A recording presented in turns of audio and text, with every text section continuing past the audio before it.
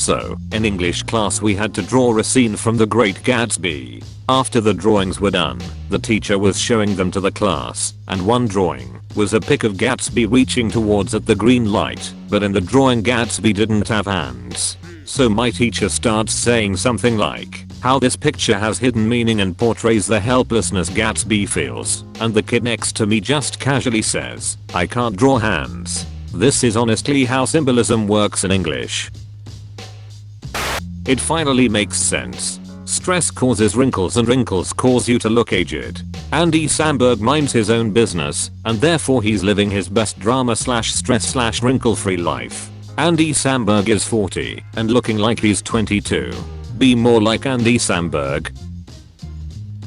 Preach. Andy Samberg is what now? Why the F is no one naming their children after Greek goddesses? Name your fucking child Persephone. B. If that makes you happy, my name is Demeter. In my experience, people named after Greek goddesses are some of the most ethereal chaotic forces I have ever encountered. Our art department's nude model, for example, is a woman named Hera. She's stunningly beautiful, rides a motorcycle as apparently her only vehicle, grows all her own food, and keeps bees, turtles, and a dog named Argus, who she walks around town with a peacock feather attached to his leash. I'm thoroughly convinced she is not of this realm. I'm pretty sure you just met Hera.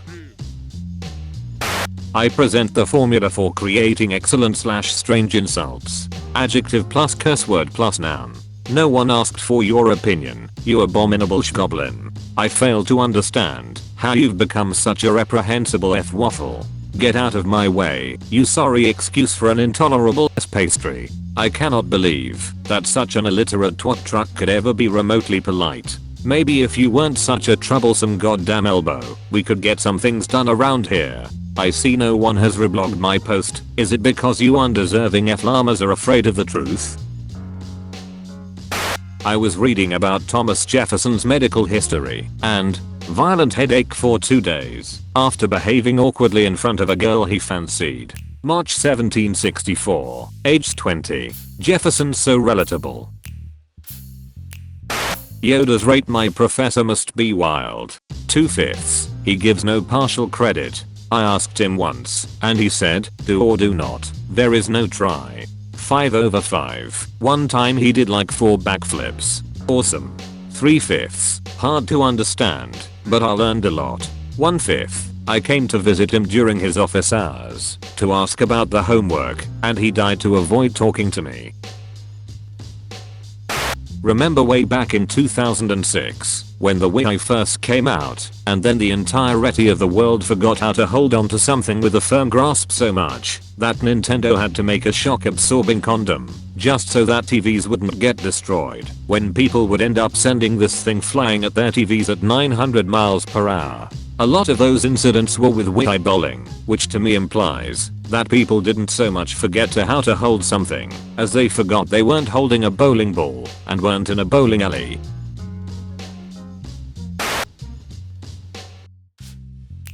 Minecraft animals are peak aestheticism. Nothing has ever filled me with such simple yet total delight.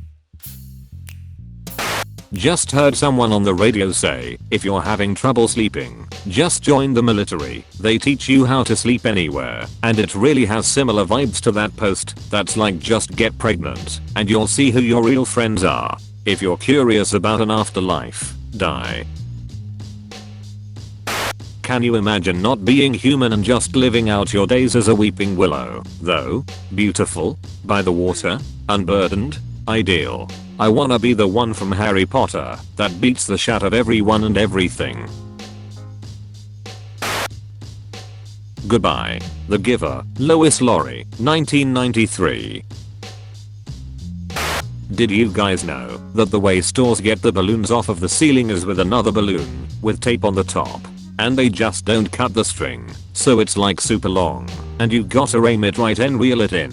I just found that out today when I did it, and it's been the best working day of my life. I had a blast blowing up balloons and fetching some off the ceiling. I had so much power, and no one else in my department likes that job, so now it's my job when need be. Oh my god.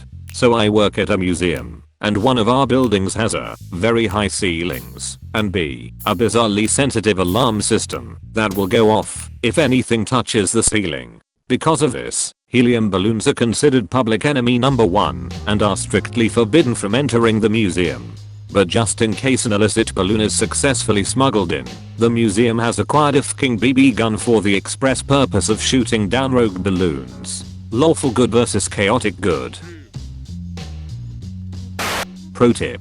Glue a tiny mirror over your driver's license photo, so when you hand it to the police, they will get confused and arrest themselves instead. I have a degree in criminal justice, and I can tell you this works 100% of the time.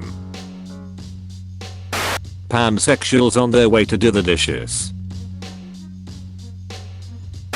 I have become obsessed with long-term nuclear waste disposal warnings. Look at the hostile architecture proposed to warn future civilizations. I'm going to cry.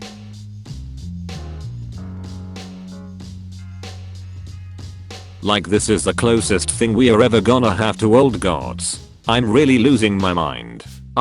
This is what I'm fucking talking about. Imagine you're like doing your 23rd century thing, running around chasing mutant goats, or whatever, and you find a bunch of fucking spikes and weird text is written on them, and you're like, what the entire shit's going on?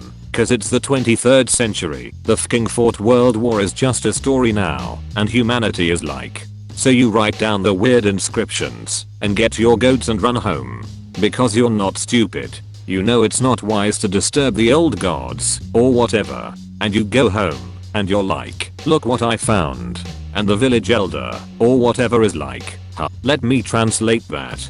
And he's like, it says the danger is still present in your time, as it was in ours. I'd go bonkers. Like that's a message from some fucking ancient god people. They had flying machines, and could destroy entire countries. They were gods. And are like, wow, I wonder what it was like back then. I don't know where I was going with this, but I'm losing my mind. We sure are a species. Exactly. That's what I'm talking about, baby. We sure are a species. This fails to include all of the UN's proposed companion text, which reads, this place is a message, and part of a system of messages. Pay attention to it. Sending this message was important to us. We considered ourselves to be a powerful culture. This place is not a place of honor. No highly esteemed deed is commemorated here. Nothing valued is here. What is here was dangerous and repulsive to us. This message is a warning about danger. The danger is in a particular location. It increases towards the center. The center of danger is here, of a particular size and shape, and below us. The danger is still present, in your time, as it was in ours. The danger is to the body, and it can kill. The form of the danger is an emanation of energy. The danger is unleashed only if you substantially disturb this place physically. This place is best shunned and left uninhabited. Which gives a nice drizzle of cosmic dread inspiring Gen Northeast says quite a te whole thing emo. YouTube. Vox, why danger symbols can't last forever. Baby starts crying at 3 AM. Wife, sleepily, your turn. Me, ugh, fine. Me, starts crying. In Skyrim you can eat a bee. You can eat a bee in real life, if you are not a wiener. When you play a trick on someone, and deceive them. This was all a trick. I deceived you. When I was in grade 5, some kid told me the song Wake Me Up When September Ends was about 9/11, and I believed him until like 3 years ago. I cried so hard when we watched The Lion King in 1st grade that my teacher called my parents and sent me home early.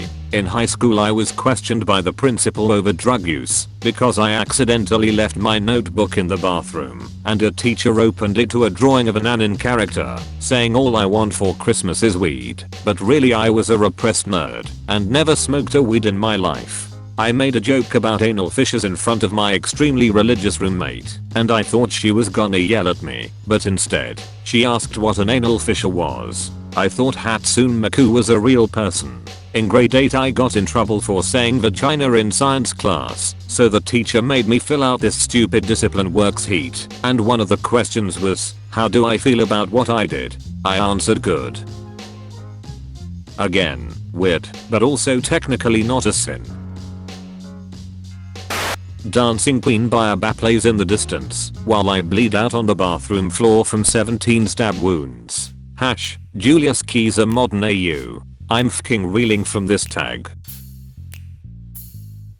If, according to Kanye West, one good girl is worth 1,000 B, and if, according to Lil Wayne, B come a dime a dozen, it means that one good girl is worth $8.33. 2015.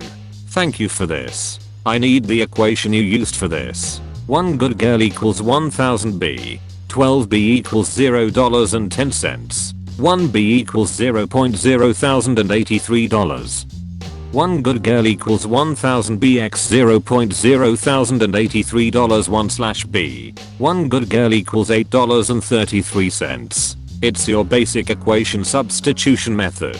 You simplify the second equation from Lil Wayne, the blue one, and plug it into the original equation from Kanye, red one, and solve for the answer, green. I hate this website. This could be a sad question. No matter how much I eat, there's always room for dessert. Dessert doesn't go to the stomach. Dessert goes to the heart.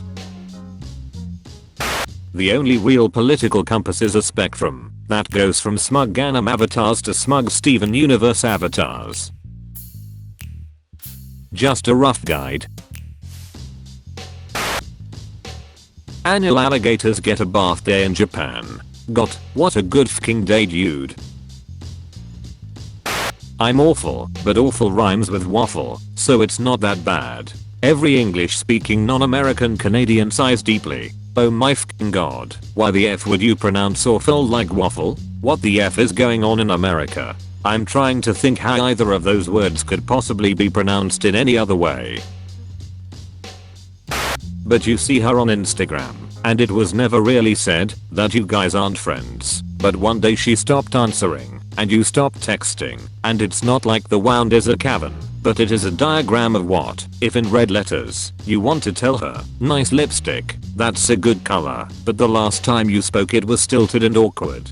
How do you say goodbye, you know? It's not an unfriend and block kind of situation, but you watch the people you once loved go on and have a life, and you're outside of it, and it's bittersweet, because of course it's okay that you're both thriving, but she used to be who you'd call if you needed to cry. She used to be who'd you be binge watching the new series with. You used to be hers, in a way, even if that way wasn't permanent, and now she's someone else, and so are you, and your friendship is clicking heart shapes next to pictures where she smiles next to people you've never met. You know where her birthmark is. She knows where you've buried your dead. The poets and the singers and the authors write about romantic love when it ends, but nobody tells you how to get over a friend. Things me and my laptop have in common. Slow. Difficult to wake up from sleep. Struggles to complete basic tasks. Things me and my laptop have in common. Will start, won't boot. Memory problems. No one knows what's wrong. Gets exhausted and overheats from really basic tasks. Broken. Can't process more than one thing at a time. Has trouble saving things. Fragile. Full of viruses.